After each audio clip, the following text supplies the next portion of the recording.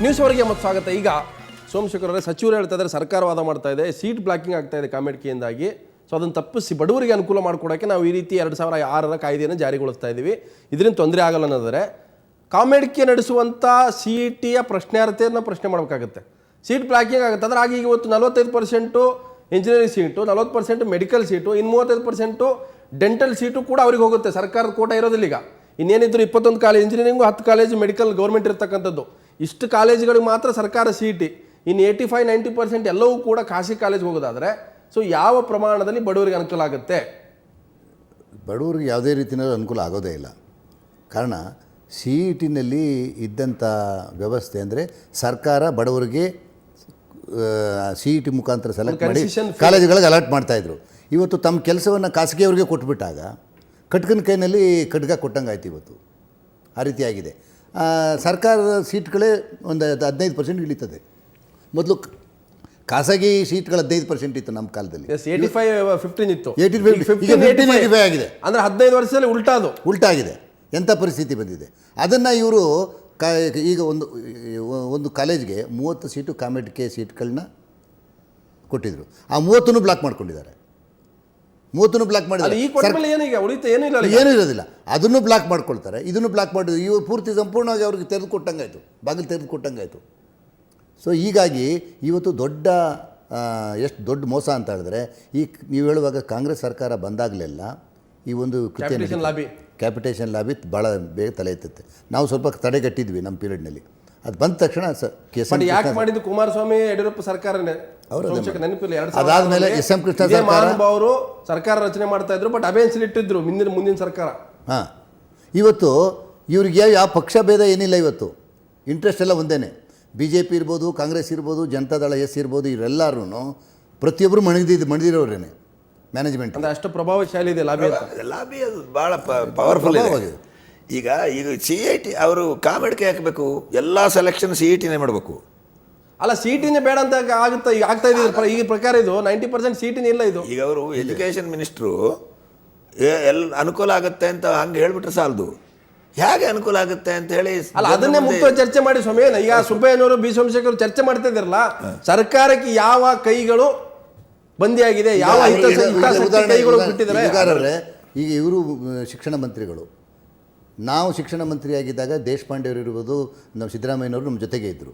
ಅವತ್ತು ನಾನು ಹೇಗೆ ಮಾಡಿದೆ. ಇವತ್ತು ಅದೇ ದೇಶಪಾಂಡೆ ಅವರು ಇದಕ್ಕೆ ಜ್ಞಾನವನ್ನು ತರ್ತಾ ಇದ್ದಾರೆ. ಇವತ್ತು ಅವರು ನಮ್ಮ ಚರ್ಚೆ ಬರಲಿ, ಜೊತೆ ಚರ್ಚೆ ಕರೀರಿ, ಶರಣಬಸಪ್ಪನವ್ರನ್ನಾದರೂ ಕರೀರಿ, ದೇಶಪಾಂಡೆ ಅವ್ರನ್ನಾದರೂ ಕರೀಲಿ. ಯಾವ ರೀತಿ ಬಡವ್ರಿಗೆ ಅನುಕೂಲ ಆಗ್ತಾ ಇದೆಯುವುದು, ನಾವು ಪೀರಿಯಡ್ನಲ್ಲಿ ಯಾವ ರೀತಿ ಆಗಿತ್ತು ಅಂದರೆ ಚರ್ಚೆ. ದೇಶಪಾಂಡೆ ಪಾರದರ್ಶಕವಾಗಿ ನಾನು ಕಾಣಿಸ್ತಲ್ಲಪ್ಪ. ದೇಶಪಾಂಡೆ ಅವರು ಒಂದು ರೀತಿ ಮುಖ ಕೆಳಗೆ ಮಾಡಿ, ಇಲ್ಲರೇ 2006 ಕಾಯ್ದೆ ಜಾರಿಗೊಳಿಸ್ತಾ ಇದ್ದೀವಿ, ಸುಪ್ರೀಂ ಕೋರ್ಟ್ ಹೇಳಿದೆ. ಸುಪ್ರೀಂ ಕೋರ್ಟ್ ಹೆಸರು ಹೇಳೋದು, ಅದರ ಅಡಿಯಲ್ಲಿ ಜನರಿಗೆ ಅನ್ಯಾಯ ಮಾಡುವಂಥದ್ದು. ಸುಪ್ರೀಂ ಕೋರ್ಟ್ ಏನೇ ಹೇಳಿ ಕಾಯ್ದೆ ಬದಲಾಯಿಸೋದು ಶಾಸಕಾಂಗ ಪಕ್ಷದ ಅಧಿಕಾರ, ಪರಮೋಚ್ಚ ಅಧಿಕಾರ. ಅದು ಆ ಕಾಯ್ದೆನೇ ವಿತ್ಡ್ರಾ ಮಾಡ್ಬೋದು, ಹಿಂತೆಗೆದುಕೊಳ್ಬೋದು, ಹೊಸ ಕಾಯ್ದೆ ತರಬಹುದು. ಸುಪ್ರೀಂ ಕೋರ್ಟ್ ಬೇಡ ಅಂತಾರ. ಈಗ ಇನ್ನೊಂದು ಸುಪ್ರೀಂ ಕೋರ್ಟು ಆರ್ಟಿಕಲ್ 377 ರದ್ದು ಮಾಡಿದಾರಲ್ಲ, ಇಲ್ಲ ಎತ್ತಿಡಿದಾರಲ್ಲ, ಅದನ್ನು ರದ್ದು ಮಾಡಬೇಕು ಅಂತ ಸರ್ಕಾರ ಹೊರಟಿಲ್ವಾ? Supreme court is not supreme. High court, supreme court, judiciary ಏನು ಮಾಡ್ತಾರೆ ಅಂತ ವ್ಯಾಖ್ಯಾನ ಮಾಡಿದ್ರೆ ಇಂಟರ್ಪ್ರಿಟ್ ಮಾಡ್ತಾರೆ. ಹೊಸ ಲಾ ಮಾಡೋದಿಲ್ಲ ಅವರು. ಹೊಸ ಲಾ ಮಾಡೋದು ನಾವು ಬೇಕಾದ ಲಾ ಮಾಡ್ಕೊಳ್ಳೋದು ನಮ್ಮ ಕೈಲಿ ಅಧಿಕಾರ. ನಾನು ಹೇಳ್ತಾರದು ಪಾರ್ಲಿಮೆಂಟ್ ಈ ಸುಪ್ರೀಂ, ಅಸೆಂಬ್ಲಿ ಸುಪ್ರೀಂ ಅನ್ನುವಾಗ ಅಸೆಂಬ್ಲಿ ಮಾಡಿದಂಥ ಒಂದು ಕಾಯ್ದೆಯನ್ನು ಹಿಂದಕ್ಕೆ ಪಡೆದು ಹೊಸ ಕಾಯ್ದೆ ಎಲ್ಲರಿಗೂ ಅನುಕೂಲ ಆಗುವಂಥದ್ದು, ಖಾಸಗಿ ಕಾಲೇಜುಗಳಿಗೂ ಅನುಕೂಲ ಆಗಲಿ, ಬಡವರಿಗೂ ಅನುಕೂಲ ಆಗಲಿ, ಇಬ್ಬರಿಗೂ ಅನುಕೂಲ ಆಗುವಂಥ ಒಂದು ಕಾಯ್ದೆ. ಯಾಕಂದ್ರೆ ನಾವು ಮಾಡಿಲ್ಲ 85 ಕಾನೂನಿನಲ್ಲಿ 85 ಆ್ಯಕ್ಟು, 97 ರೂಲ್ಸು ಅದಾಗಿರಲಿಲ್ಲ. ಇದೇ ಸರ್ಕಾರ, ಕರ್ನಾಟಕ ಸರ್ಕಾರನೇ ಮಾಡಿತ್ತು. ಯಾವ ಆಧಾರದ ಮೇಲೆ? 85 ಆ್ಯಕ್ಟು, 97 ರೂಲ್ಸು. ಈಗ ಅದನ್ನೇ ಅದನ್ನೇ ಯಾಕೆ ಮುಂದುವರಿಸಬಾರ್ದು ಇವರು, ಅಥವಾ ಬದಲಾವಣೆ ಯಾಕೆ ಮಾಡಬಾರ್ದು? ಅದನ್ನು ರದ್ದು ಮಾಡಿಬಿಟ್ಟು ಹೊಸ ಕಾನೂನು ತಂದು ರಾಜ್ಯ ಸರ್ಕಾರದ ಜವಾಬ್ದಾರಿನೇ ಖಾಸಗಿಯವರು ಕೊಡತಕ್ಕಂಥದ್ದು ಅನ್ಯಾಯ ಅಲ್ವಾ? ಬಡವ್ರಿಗೆ ಯಾವ ರೀತಿ ಸಹಾಯ ಮಾಡ್ತಾರೆ ಇವರು? ಬಡ ಹುಡುಗರು ಎಂಜಿನಿಯರಿಂಗು, ಮೆಡಿಕಲ್ ಓದೋದೇ ಬೇಡವಾ? ಇವತ್ತು ಖಾಸಗಿ ಕಾಲೇಜಿನವ್ರೇನು ಫ್ರೀಯಾಗಿ ಮಾಡ್ತಾ ಇದ್ದಾರಾ?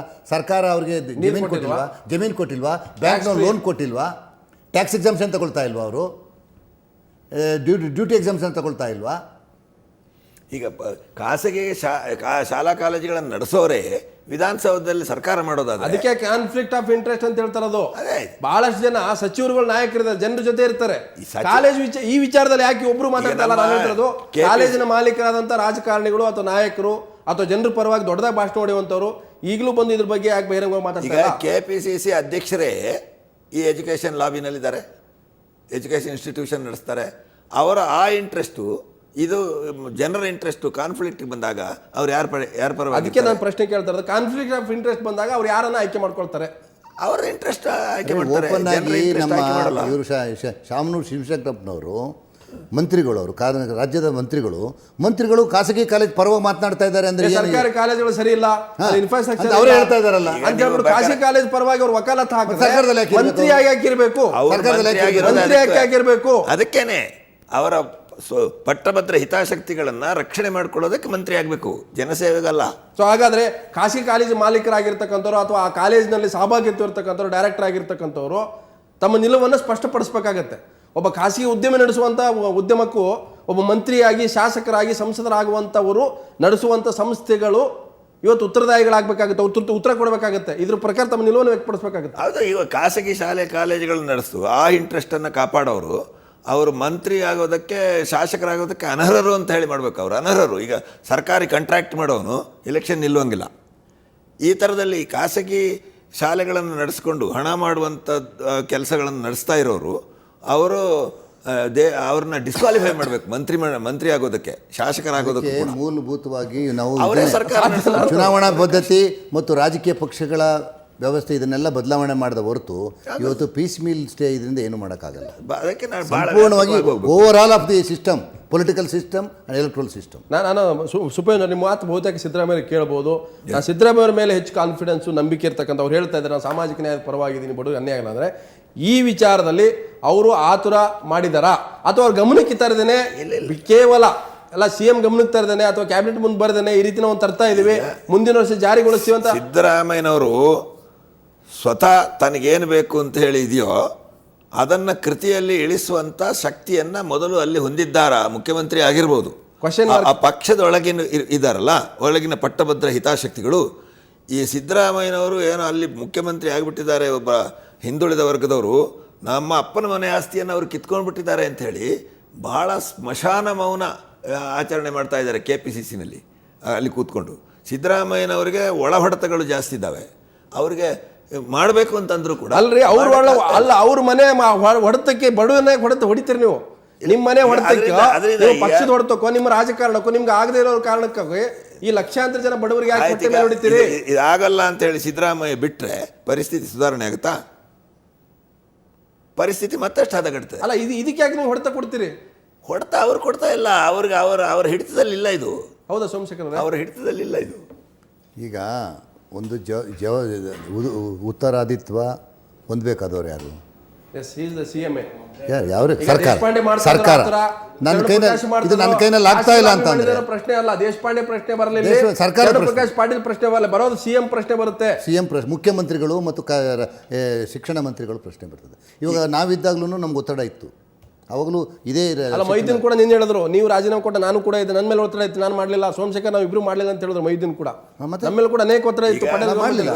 ಸಿದ್ದರಾಮಯ್ಯನವರು ಈ ಪರಿಸ್ಥಿತಿಯನ್ನು ಹಿಡಿತದಲ್ಲಿ ಇಟ್ಕೊಳ್ಳೋಕೆ ಆಗೋದಿಲ್ಲ ಅಂತ ಹೇಳಿ ಅವರು ಪಲಾಯನ ಮಾಡೋದರ ಬದಲಾಗಿ ಈ ನಿಧಾನವಾಗಿ ಇದನ್ನು ಹಿಡಿತದಲ್ಲಿಟ್ಟುಕೊಂಡು ಪರಿಸ್ಥಿತಿಯ ಸುಧಾರಣೆ ಮಾಡೋದಕ್ಕೆ ತನ್ನ ಶಕ್ತಿಯನ್ನೆಲ್ಲ ಉಪಯೋಗಿಸಬೇಕು. ಪಲಾಯನ ಮಾಡೋದರಿಂದ ಕೆಟ್ಟದಾಗ್ತದೆ, ಇನ್ನೂ ಮತ್ತಷ್ಟು ಕೆಟ್ಟದಾಗ್ತದೆ. ಆದ್ದರಿಂದ ಇದು ಸಿದ್ದರಾಮಯ್ಯನವರು ಮಾಡ್ತಾರೆ, ಅವರ ಹಿಡಿತದಲ್ಲಿದೆ ಅಂತ ಏನಿಲ್ಲ. ಸಿದ್ದರಾಮಯ್ಯನವ್ರಿಗೆ ಏನೇನು ಮಾಡಬೇಕು ಅಂತಿದೆ ಅದೇನು ಮಾಡೋಕ್ಕಾಗ್ತಾ ಇಲ್ಲ, ಮಾಡಿಲ್ಲ ಇದುವರೆಗೆ. ಭಾಳ ನಿಧಾನ ಆಗ್ತದೆ, ಜನ ನಿರಾಶೆ ಪಡುವಂಥ ಪರಿಸ್ಥಿತಿ ನಿರ್ಮಾಣ ಆಗ್ತದೆ. ಆದರೆ ಎಲ್ಲವನ್ನ ಸಿದ್ದರಾಮಯ್ಯನ ತಲೆ ಮೇಲೆ ಕಟ್ಟಿ ಅವರು ಆಡಳಿತ ಮಾಡೋದಕ್ಕೆ ಸಮರ್ಥರಲ್ಲ ಅಂತ ಹೇಳುವಂಥ ಪರಿಸ್ಥಿತಿ ನಿರ್ಮಾಣ ಮಾಡಿ ಅವರನ್ನು ಅಲ್ಲಿ ಅಂದರೆ ಇದು ಈ ಅಹಿಂದ ವರ್ಗಕ್ಕೆ ಬಂದಿರುವಂಥ ಅಧಿಕಾರ, ಅದನ್ನು ಕಿತ್ಕೋಬೇಕು ಅಂತ ಹೇಳೋ ಪ್ರಯತ್ನಗಳು ನಡೀತಾ ಇದೆ, ಭಾಳ ದೊಡ್ಡ ಪ್ರಮಾಣದಲ್ಲಿ ನಡೀತಾ ಇದೆ. ಅದರಿಂದ ಎಂಥ ಸಂದರ್ಭದಲ್ಲೂ ಸಿದ್ದರಾಮಯ್ಯನವರು ಪಲಾಯನ ಮಾಡಬಾರ್ದು. ಇದು ನಂದು. ಸೋಮಶೇಖರ್ ಅವರೇ, ನನ್ನ ಪ್ರಶ್ನೆ ರಾಜಕೀಯವಾದಂಥ ನಿಮ್ಮ ಅಧಿಕಾರ ಇರುತ್ತೋ ಬಿಡುತ್ತೋ ಪ್ರಶ್ನೆ ಅಲ್ಲ, ಅದ್ರ ಹಿತಾಸಕ್ತಿ, ಜನರ ಹಿತಾಸಕ್ತಿ ಕಾಯ್ದೆ ಹೋದರೆ ಆತ ನಾಯಕ ಆಗೋದಿಲ್ಲ. ನೀವು ಎಂಥ ಸಂದರ್ಭದಲ್ಲಿ ಯಾವ ತೀರ್ಮಾನ ಕೈಗೊಳ್ತೀರಿ ಅನ್ನೋದೇ ಮುಖ್ಯ ಆಗುತ್ತೆ. ಹಾಗಾಗಿ ಇವತ್ತು ಈ 2006ರ ಏನು ಪ್ರವೇಶ ನಿಯಂತ್ರಣ ಮತ್ತು ಶುಲ್ಕ ನಿಗದಿಯ ಕಾಯ್ದೆ ಇದೆ, ಇದು ಮಾಡದೆ ಹೋದರೆ ಪ್ರಪಂಚ ಮುಳುಗೋಗುತ್ತೆ, ಇದನ್ನು ಜಾರಿಗೊಳಿಸಿದ್ರೆ ಮಾತ್ರ ಪ್ರಪಂಚ ಉಳಿಯುತ್ತೆ ಅನ್ನುವಂಥ ಏನು ಮನಸ್ಥಿತಿಯಲ್ಲಿ ಇದಾರಲ್ಲ, ಪರಮೇಶ್ವರ ಇರ್ಬೋದು, ದೇಶಪಾಂಡೆ ಇರ್ಬೋದು, ಶರಣ್ ಪ್ರಕಾಶ್ ಪಾಟೀಲ್ ಇರ್ಬೋದು, ಅಥವಾ ಕಾಂಗ್ರೆಸ್ ಸರ್ಕಾರ ಇರ್ಬೋದು, ಇದನ್ನ ಅಭಿಯಾನಿಸಿಡಕ್ಕಾಗಲ್ವಾ? ಈ ಕಾಯ್ದೆಯನ್ನ ರಿಪೀಲ್ ಮಾಡಕ್ಕಾಗಲ್ವಾ? ಈ ಕಾಯ್ದೆಯನ್ನ ತಡೆ ಹಿಡಿದು ಮತ್ತೆ ಕಾಮೆಡಿಕೆ ಜೊತೆ 2006ರಲ್ಲಿ ತಂದದ್ದು ಇದುವರೆಗೂ ಪೆಂಡಿಂಗ್ನಲ್ಲೇ ಇತ್ತು, ಅನುಷ್ಠಾನಕ್ಕೆ ತಂದಿರಲಿಲ್ಲ. ಈ ಬಂದ ತಕ್ಷಣ ಈ ಸರ್ಕಾರ ಯಾಕೆ ತರಬೇಕು? ಆ ಕೆಟ್ಟ ಹೆಸರು ಸಿದ್ದರಾಮಯ್ಯನವ್ರು ಯಾಕೆ ತೆಗೆದುಕೊಳ್ಬೇಕು? ಯಾಕೆ ಹಿಂದೆ ಬಿಜೆಪಿ ಸರ್ಕಾರ ಮಾಡ್ಬೋದಿತ್ತಲ್ಲ? ಸಿದ್ದರಾಮಯ್ಯನವ್ರು ಯಾಕೆ ತೆಗೆದುಕೊಳ್ಬೇಕು? ಅದಕ್ಕೆ ಸಿದ್ದರಾಮಯ್ಯನವರು ಕೆಲವು ವಿಚಾರಗಳಲ್ಲಿ ಗಟ್ಟಿಯಾಗಿದ್ದಾರೆ. ಈಗ ಕೇಂದ್ರ ಸರ್ಕಾರದಿಂದ ಕೆಲವು ಮಂತ್ರಿಗಳು ತೆಗೆದುಕೊಳ್ಳಿ ಅಂತ ಹೇಳಿ ತೆಗೆದುಕೊಳ್ತಾ ಇದ್ದಾರೆ ಅವರು. ಇದು ಮಾಡ್ಬೇಕಲ್ಲ, ಇದನ್ನ ಯಾಕೆ ಮಾಡೋದು? ಇದು ಅಹಿಂದ ವರ್ಗಕ್ಕೆ ಅನುಕೂಲವಾಗುತ್ತೆ, ಬಡವರಿಗೆ ಸರ್ಕಾರದ ಜನರು ಏನು ಸಹಾಯ ಮಾಡೋಕ್ಕಾಗೋದಿಲ್ಲ, ಆದರೆ ನಾನು ಒಪ್ಪೋದಿಲ್ಲ ಅಂತ ಗಟ್ಟಿನಲ್ಲಿ ತೆಗೆದುಕೊಳ್ಬೇಕಾಗುತ್ತೆ. ಹಾಗಂತೇಳಿ ವೈಯಕ್ತಿಕವಾದಂಥ ಆಸೆ ಅಂಶಗಳಿಗೋಸ್ಕರ ವರ್ಗದ ಜನರ ಹಿತ ಕಾಪಾಡೋದು ಇದೆಯಲ್ಲ, ಅವ್ರನ್ನ ಬಲಿ ಕೊಡೋದು ಇದೆಯಲ್ಲ, ಅದನ್ನು ನಾನು ಒಪ್ಪಕ್ಕೆ ಸಾಧ್ಯ ಇಲ್ಲ. ನಾನು ಸುಬ್ಬೇನವರೇ, ನಾನು ಈ ವಿಚಾರದಲ್ಲಿ ಮೊಯ್ಲಿ ಪರವಾಗಿ ನಿಲ್ತೇನೆ, ಸಿದ್ದರಾಮಯ್ಯ ಪರವಾಗಿ ಇರೋಕ್ಕಾಗೋದಿಲ್ಲ. ಯಾಕಂದ್ರೆ ಮೊಯ್ಲಿ ತಂದಂಥ ಕಾನೂನು ಎಲ್ಲ ಜಾತಿಯ ಬಡವರಿಗೂ ಕೂಡ ಒಂದು ಶಿಕ್ಷಣ ಲಭ್ಯ ಆಗಲಿ, ಸೋಮಶೇಖರ ರೂಪಿಸಿದಂಥ ಕಾನೂನುಗಳು ಇವತ್ತು ಎಲ್ಲ ಬಡವರಿಗೆ ಅನುಕೂಲ ಆಗ್ತಾ ಇದ್ರೆ, ಸಿದ್ದರಾಮಯ್ಯ ನೇತೃತ್ವದ ಸರ್ಕಾರ ಯಾರ್ಯಾರ್ದೋ ಹಿತಾಸಕ್ತಿಗೋ ಯಾರ್ಯಾರ್ದೋ ಒಳ ರಾಜಕಾರಣಕ್ಕೆ ಇಂಥದ್ದೊಂದು ಕಾಯ್ದೆ ತರೋದಾದ್ರೆ ಅದು ಮರಣ ಶಾಸನ ಆಗುತ್ತೆ. ಈಗ ಮೊಯ್ಲಿ ಬೇರೆ, ಸಿದ್ದರಾಮಯ್ಯನವ್ರು ಬೇರೆ. ಈ ಸಿದ್ದರಾಮಯ್ಯನವರು ಈ ಕಾನೂನನ್ನು ಈಗ ಯಾವ ರೀತಿ ತರಬೇಕು ಅಂತ ಹೇಳಿದ್ದಾರೆ, ಆ ರೀತಿ ಖಂಡಿತವಾಗಿ ತರೋದಿಲ್ಲ. ಜನರ ಹಿತ ಖಂಡಿತ ಕಾಪಾಡ್ತಾರೆ, ಇದೆಲ್ಲ ಬದಲಾವಣೆ ತರ್ತಾರೆ ಅಂತ ಹೇಳೋ ವಿಶ್ವಾಸ ನನ್ನಲ್ಲಿ. ನಮಗೂ ಅಂಥದ್ದೊಂದು ವಿಶ್ವಾಸ ಇದೆ, ಬಹುತೇಕ ಸೋಮಶೇಖರ್ ಕೂಡ ಅದೇ ವಿಶ್ವಾಸ ಹೊಂದಬಹುದು. ಈ ರೀತಿಯ ಒತ್ತಡ, ಈ ರೀತಿಯ ಲಾಬಿ ಮಧ್ಯೆ ಕೂಡ ಇಂಥದ್ದೊಂದು ಕಾನೂನಿಗೆ ತಡೆ ಸಿಗುತ್ತಾ ಅನ್ನುವಂಥ ಪ್ರಶ್ನೆ ಸಿಕ್ಕರೆ ಅದು ಅಚ್ಚರಿ ಆಗುತ್ತೆ. ವಿಶ್ವದ 8ನೇ ಅದ್ಭುತ ಆಗಬಹುದು. ಆ ರೀತಿ ಆಗೋದೇ ಆದರೆ ಅದು ಲಕ್ಷಾಂತರ ಬಡವರಿಗೆ ಅನುಕೂಲ ಆಗಲಿ, ಯಾಕಂದ್ರೆ ಖಾಸಗಿಯವ್ರಿಗೆ ಲಾಭ ಆಗುವಂಥ ಬಡವರಿಗೆ ಅನುಕೂಲ ಆಗುವಂಥದ್ದು. ವಿದ್ಯಾರ್ಥಿಗಳು ಬೀದಿಗಿಳಿಬೇಕಾಗ್ತದೆ ನಮ್ಮ ರಕ್ಷಣೆ ಮಾಡ್ಕೊಳ್ಳೋದಕ್ಕೋಸ್ಕರ. ಯಾಕೆ ವಿದ್ಯಾರ್ಥಿಗಳ ಸಂಘಟನೆಗಳೇ ಬಹಳ ಕ್ಷೀಣಿಸ್ತಾ ಇವೆ, ಬೀದಿಗಿಳಿಬೇಕು. ಸರ್ಕಾರ ಸಂಘಟನೆಗಳ ಶಕ್ತಿ ಕುಂದಿಸಿದ್ದು ಕೂಡ SM ಕೃಷ್ಣ ಸರ್ಕಾರ ಆ ಟೈಮಲ್ಲಿ ಚುನಾವಣೆ ಕೂಡ ನಿಷೇಧ ಮಾಡಿದ್ರೆ ಬಹುತೇಕ ಆ ರೀತಿಯ ಪ್ರಜಾತಾಂತ್ರಿಕ ವ್ಯವಸ್ಥೆಯನ್ನು ಕೂಡ ಹಾಳು ಮಾಡಿದಂಥವ್ರು ಕೂಡ ಇವರೇನೆ. ಮುಂದಿನ ದಿನಗಳಾದರೂ ಕೂಡ ಈ ರೀತಿಯ ಕಾಯ್ದೆ ಕಾನೂನನ್ನು ರೂಪಿಸುವಾಗ ಅಥವಾ ಜಾರಿಗೊಳಿಸುವಾಗ ಎಚ್ಚರಗೊಳ್ಳಿ ಅನ್ನುವಂಥ ಒಂದು ಆಶಯದೊಂದಿಗೆ ಇವತ್ತಿನ ನ್ಯೂಸ್ ಅವರನ್ನು ಮುಗಿಸ್ತೇನೆ. ನೇರದಿಟ್ಟ ನಿರಂತರ ಸುದ್ದಿಗೆ ನೋಡ್ತಾ ಇರಿ ಸುವರ್ಣ ನ್ಯೂಸ್.